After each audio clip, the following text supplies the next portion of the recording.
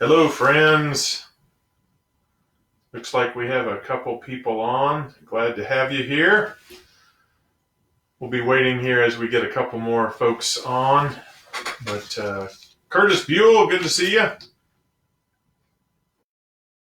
see here.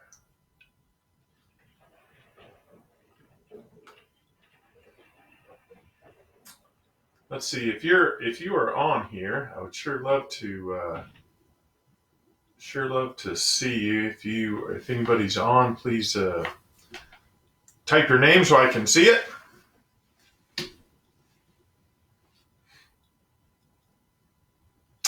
Hi, Tracy. I'm glad you're here. Can you hear me okay? Let's just make sure the sound volume's good. Hi, Karen. We'll give it a few more minutes as we see if anybody else is joining us. I know I had several text messages that we were going to have several people coming in. Happy Easter. Happy Resurrection Day. We won't wait too long because I don't want to. Jim James. Welcome, Jim. You made it.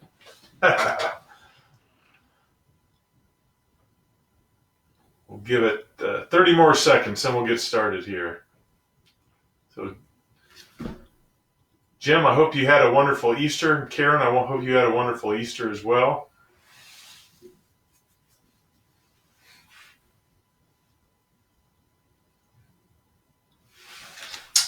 Very good. Well, why don't we go ahead and we'll get started. And then if other people jump in, then they jump in. But basically, I felt inspired today just because of Easter, Resurrection Sunday. And I was just reading a bunch and reading scripture. And I was texting some friends and talked to a couple people. And I just felt inspired to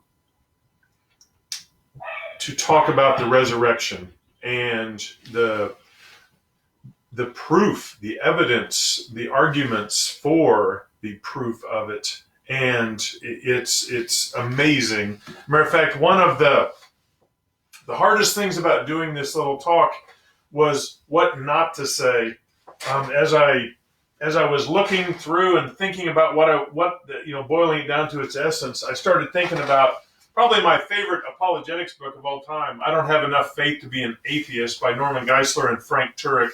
And I started thinking about these couple books about, without a doubt, an apologist, a new kind of apologist, and without a doubt, and new evidence, the new evidence that demands a verdict, and especially these two big monster books, The Resurrection of the Son of God by N.T. Wright, which is phenomenal, and The Resurrection of Jesus, a New Historiographical Approach by Michael Licona.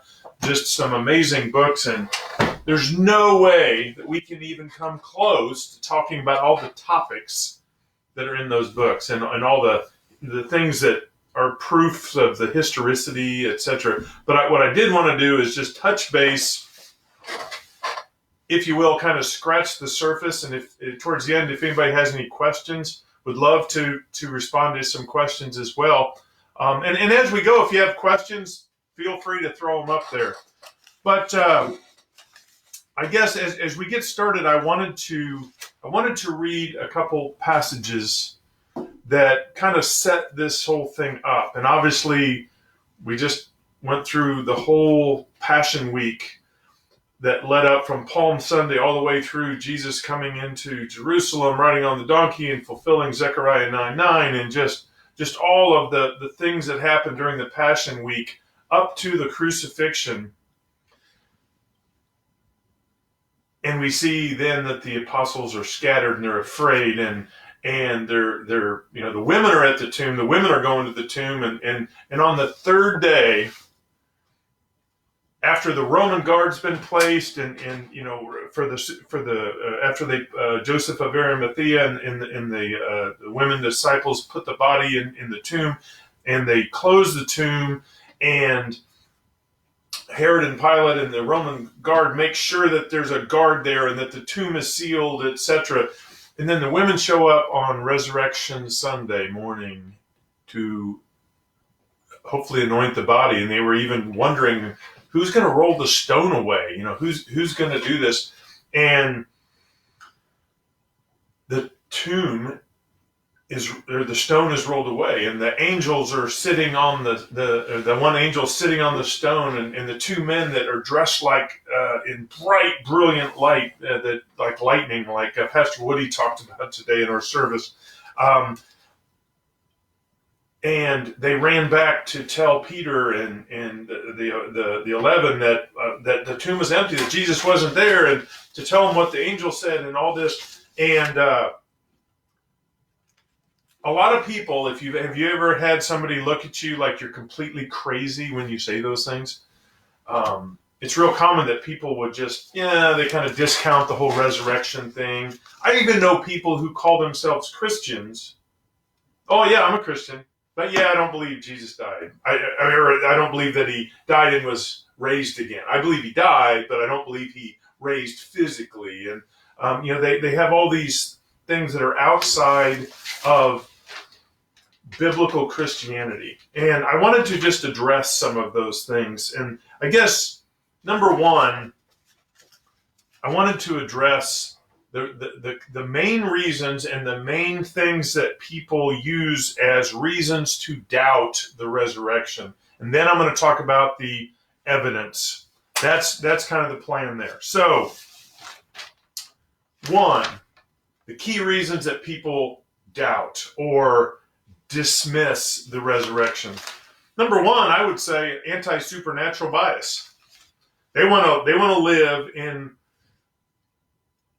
and they want to be able to explain everything according to what they perceive as knowledge or science. And they're just completely anti-supernatural biased.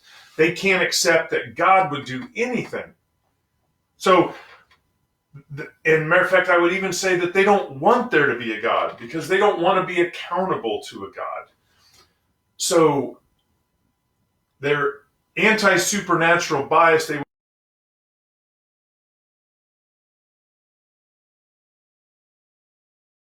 accountable.